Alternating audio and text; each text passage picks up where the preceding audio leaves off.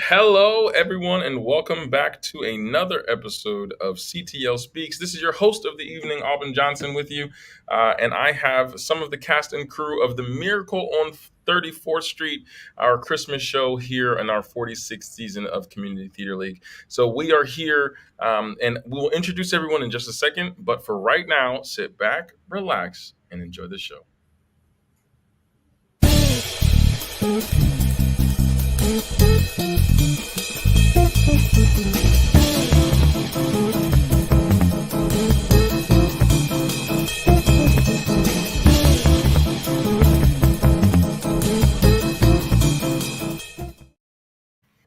And we're back.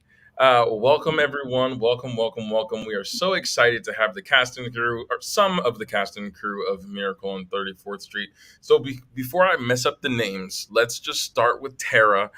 Tara Del Donovan, our wonderful director, and she is going to introduce her cast so that I don't mess anyone up or miss anyone because What? That's a lot of pressure. That's a lot of pressure. why I'm taking off of my shoulders and giving it to you. I'm gonna delegate. I'm gonna Okay. delegate. That is okay too. So I'm Tara Del Donovan. I am the director of the production, and I'm going to pass it over here so you can introduce yourself and your character. Sure. My name is Melissa Burgoyne, and I'm playing Mara, the prosecutor. My name's Anna Burgoyne, and I'm playing Susan Walker. I'm Donnie Mapes, playing Chris Kringle. Love it. Love it. Nice.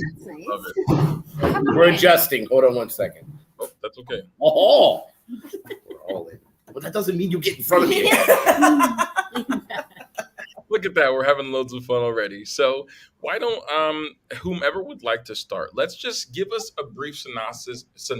If you are like me and have Miracle on 34th Street, can you just give our audience an idea of what this show is about? And whoever would like to take the lead on that, be my guest. Well, don't feel bad because I had never seen either interpretation of the story, film interpretation either. But basically, it's the story of a kindly old man named Chris Kringle who truly believes he is Santa Claus. He gets hired to work at Macy's as the Santa Claus. And along the way, he meets Susan, who is the daughter of one of the employees at Macy's. And through a series of events, his sanity is questioned, and he has to go on trial to see if he's competent. There's some allegations against him, but in the end, it all works out. It's very, very much putting you in the holiday spirit. So, what is it like? And this is more for the cast members that are here with us. What's it like performing this particular show? I mean, it's a classic title. Other than Tara and myself, we are probably two of the only people in the United States who have never seen a production of Miracle on 34th Street. So, what is it like being in a classic Christmas show and taking on these characters for yourself? And this is open to any of the cast members. I mean, I kind of had I kind of knew what the show was about just through the many reiterations of it throughout, the years, but I'd never actually sat and watched it or listened to it or seen it or anything along those lines. So, I mean, to come into it now, I forgot what the question was. What's it like to be in it? Yes. Part of it. I mean, it definitely showcases and it pulls forward the true meaning of what Christmas is all about, really. I mean, the compassion towards a fellow man, despite no matter what might be going on in their lives, and understanding that, I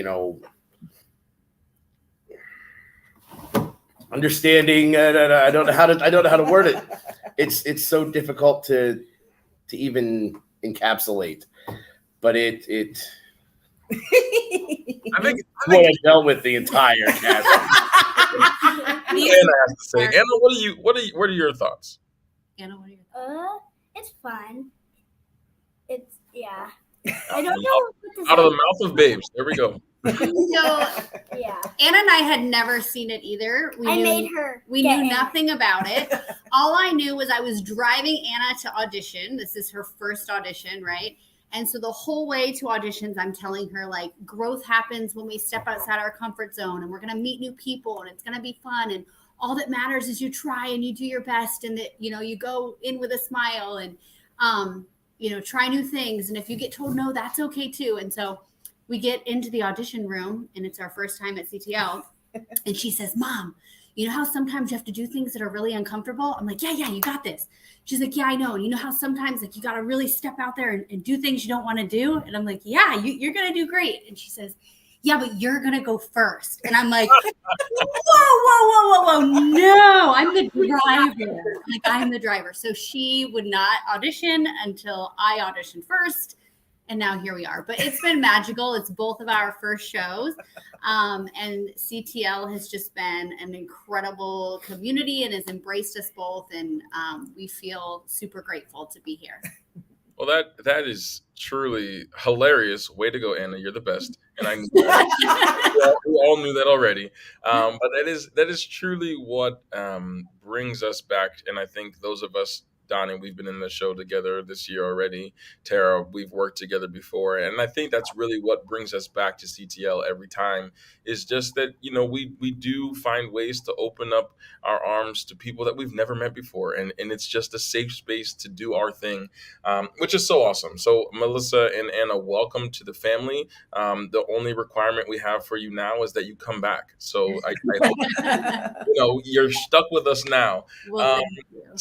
So just talk to us about some of your favorite moments throughout this rehearsal process. We know we rehearse fast and hard, and I know it gets to be a lot, and Anna seems to be excited to answer the question already. So talk to us about your favorite experiences and your favorite moments throughout the rehearsal process.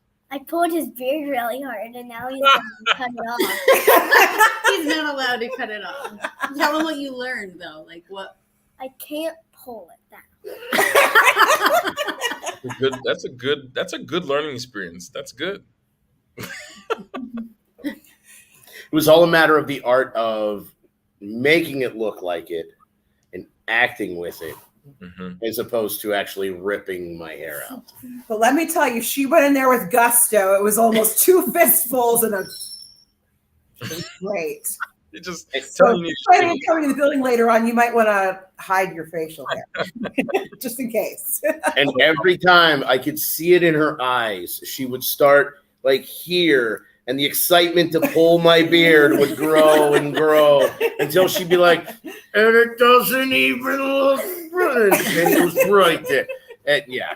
So that's magical. It's wonderful. It was great. So Donnie, what's been your favorite experience so far throughout the process? I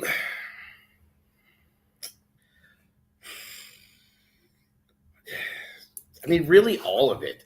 I truly love the way that, you know, a group of strangers, or even, you know, people that know each other and some strangers can come together and bond and make something that's magical, and not just like Christmas magic, but, you know, magical in itself as far as the show, and put it on and entertain people. That to me is just, that's what fuels the fire, to do this, you know, every show that I'm in, and I'm sure every show that everybody else is in. Above and beyond that is specifically with this show, just to be able to encompass the character of Kris Kringle. I mean, that's like the biggest set of shoes that you can put on. You know, I can't think of anybody else that would be such a high level of a character to play, and need to do so well with it, that it's been a big role to take on. And I mean, hopefully everybody that comes to see it and everybody that's around appreciates the characteristics that I bring to them. Love that. For me, I had no idea the amount of time, effort, people behind the scenes, costumes, props, the scenery that Jerry's building upstairs. Like, Anna and I have been going to shows together since she was 2. It's kind of always been our thing, is that we go watch shows, but we had never been in one. So I just no clue, especially, we're here during rehearsal week at Tech Week, like just the amount of time that goes on. So it's been magical to see the transformation of just having a script in front of us to now knowing what is in store for everybody who's coming to see it this opening weekend. And I think magical is the only word that I can use to describe just the process and the transformation. So it's been awesome to be a part of. Awesome. Tara? I don't even remember what the question is, Aubin. How awesome is Donnie? How awesome is Donnie? Yeah. We know the answer to that is the answer is terrible, but that's okay. So what is your favorite moment as the director? What has been your favorite moment seeing this production grow from auditions through the read through the end final product and this is opening weekend. So what is it like for you? Honestly, I think my favorite moment was our first day of Tech. We've been doing a lot of things, like we have a Facebook group, and one of my big things as a director is that theater is such a collaborative art. It's all of our show. I want us to get to know one another and really feel like a family. Mm-hmm. And Sunday was our first day of Tech rehearsal. And before Sunday, we did a cast bonding exercise, and the audience will get to check out the fruits of our labor. We built gingerbread houses together. And we just had such an amazing time. We were laughing. There's not a little bit. Melissa and Trina are bound and determined they are going to win. The competitiveness came out, the joking, the fun, which I just thought was a great precursor to us going upstairs and doing that first Tech. And then last night when everybody put on the costumes, like the show is really, every time we've run the show, it's building and getting better and better. But there's just something about adding the costumes, seeing the set almost fully realized and all the props and everything. And it just builds another layer. And I'm just so thrilled to see the end result, because I really feel the audience is going to be transported back to that time when they had a particular moment where Christmas and the holiday spirit was just so magical for them. So that's probably been my favorite part of the whole process, is getting to this point. So. Love those moments when it all just comes together, right? When it just feels like, you've spent so much time and energy and blood, sweat, and tears, sometimes all of those things. For Donnie, that was certainly true. His beard is still, lacking a little bit there. But just to see it all come to fruition, and there is truly no moment like walking onto the stage the first time with an audience, and you hear the wows, or you hear those moments and you feel the energy of the room. It's truly special. So I have just one quick final question before I have one final question, and this really goes to Melissa and to Anna, because you're our newbie. So I'm going to pick on you for just a second, and then we'll play a quick game, and then we'll let you guys go, because it is your dress rehearsal this Tech Week. I know how crazy things get, so we just wanted to give a nice preview of our show for our audience. So Melissa and Anna, what has been the most challenging part for you coming in as people who have never been in shows before and just seeing them? What for you has been the most challenging part of doing this? Because it is a new monster. You want to go first? You want me to? I always have to go first. As usual, you go first. Exactly. That's the name of her game. So I'm a mom of 3. I have an 11-month-old baby at home.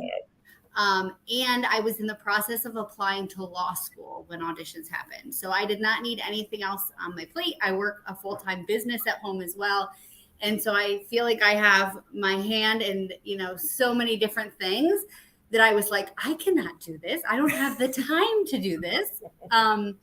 However, I've found that when you make time for the things that bring you joy, that, it's so worth it. And now I can't imagine not doing this. The first day I was scared. I was like, everyone's going to know each other and know what they're doing. And I couldn't have been more wrong. Like, we've just been so embraced and feel like we've been part of this forever. And I can't imagine our lives without it now. Like, I'm like, what have we got to do when this ends? Like, I'm going to have so much free time now. So I would say that, the timing was really difficult for me, but making the time has been so worth it. It's weird. Like everyone knew each other, and it was weird. But then once you get to know each other, it's fun. It's hard to be the new person. It is. It is, definitely. But did you have a good time, Anna? yes.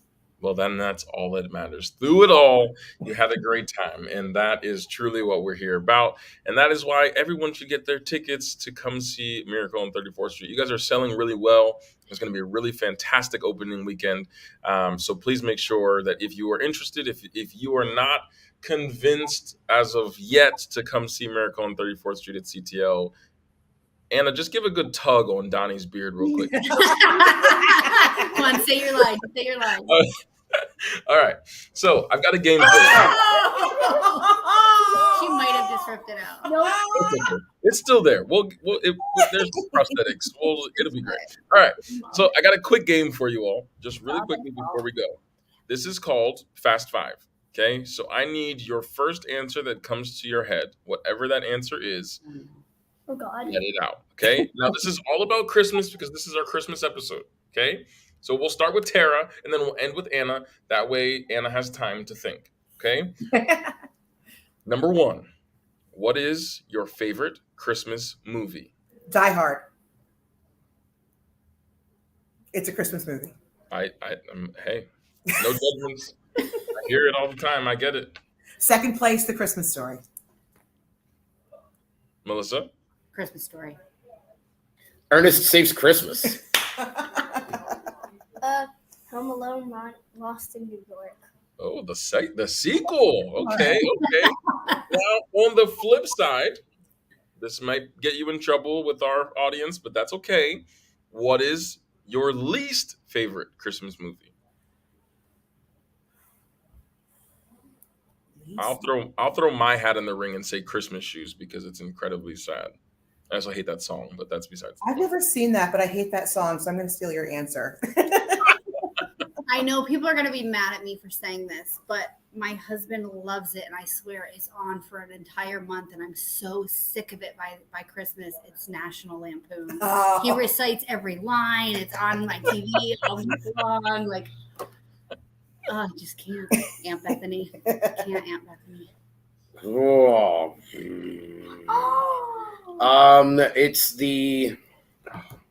It's the one where the kid runs around for the toy and the parents, and Tom Arnold's in it. Is it Jingle All the Way? Jingle All the Yeah. Way. Watched it once and I even forgot the name. Do you have a least favorite? None. I like all. I'm a kid. I watch kid shows. It's a good point. They're all good when they're your age. That's true. All right. This is question number 3. So we're almost halfway there. What is your favorite Christmas song? We Three Kings of the Orient Are is my favorite Christmas song. I gotta go Mariah. All I Want for Christmas. Mariah Carey. I'm going to be singing that for the rest of my day. I don't like that. I just that sounds I love like it. stabbing my ears with an ice All right, what do you like? pick. The David Bowie, Bing Crosby. Oh, that's a classic. Yes. Chestnut. I don't know. I don't. You don't like it? And that was I thought. Dad loves chestnut. Well, what's yours? Jingle bells. That's a fun Classic. one. Yeah. That's a good one. Fun fact, it did not start as a Christmas song, which is very interesting. It was originally a song written for fall, like Thanksgiving time. Huh. It's very strange. All right, question number 4. What is your least favorite Christmas song? Least favorite Christmas song. I don't know that it's my least favorite, but it's the one I tire of the most quickly. Is that I teach middle school, and the kids usually love that Dominic the Donkey Christmas song, Oh my gosh. and I grow tired of it. Can I change my last answer? I don't know that, but I'm gonna go with it because I don't have a least favorite. Oh, chestnut. You don't. What? You started out with that with your The favorite. Christmas song is my favorite. I hate it. It's not Christmas. Chestnut. Roasting. I Donnie, what's yours? don't. You don't. I have- really don't have a non-favorite one. Like I like them all. I Same. really do. You don't have fires in Christmas. Yes, you do. The Yule log, the nice burning crackling Christmas fire. out campfires? No. I don't claim this kid. All right, here is the last one, and try and keep your answer as succinct, as short as possible. What is your favorite Christmas memory? My dad guessing his presents and usually being 99% correct. My great grandmother, who just passed away at age 99, lost her vision about 10 years ago. And her favorite thing to do before she lost her vision was to read the war love letters she used to write back with her husband. And so for Christmas, I recorded every single letter on an audio recorder so that she could listen to them. That is so It precious. was absolutely just magical. Wow. Tara, please don't cry, because then I'll start crying too. That was really good. I'm going to steal was that really answer. good. That's a very thoughtful gift. That's awesome. Yeah. I would have to say, I mean, just all of the Christmases that I had as a kid, spending time with my grandparents, obviously, who are no longer around, and as well as all of the Christmases that I've spent with my own daughter, and my family as well too, and and what the future holds from here on out. Wasn't my favorite, but the most terrifying. I did this one for audition. Do it quick. Okay, I'll make it quick. I forgot to put the right socks on to wear in my snow boots, and my snow boots fell off, and then my socks fell off, and then I got frostbite. So now she has no toes. No, I have toes. Well, we'll just believe you. We'll believe you on that one. So, thank you. That was fun. I love Christmas. Your beard was dawning. These two together. I mean, Donnie has that effect on people, so Yeah. just remember that it's all Donnie's fault. All right. Well, thank you guys so much for joining, and thank you for sharing. I know this episode is short, significantly shorter than we're used to, but it's the middle of Tech Week. We just wanted to give you all a preview of what's to come and to get you excited as we are for Miracle on 34th Street. Miracle on 34th Street does open this weekend, December 9th through 11th, and next weekend, the 15th through the 18th. So get your tickets at ctlshows.com. Check us out on Facebook, on YouTube, anywhere digital podcasts can be found. And please, please come celebrate your Christmas season with us at CTL as we celebrate Christmas in our 46th season. This has been another episode of CTL Speaks. Have a happy holidays. Goodbye, everyone. And a final message from our audience, break a leg. Thanks. All right. Thank Thank you. you. Everybody, thank you.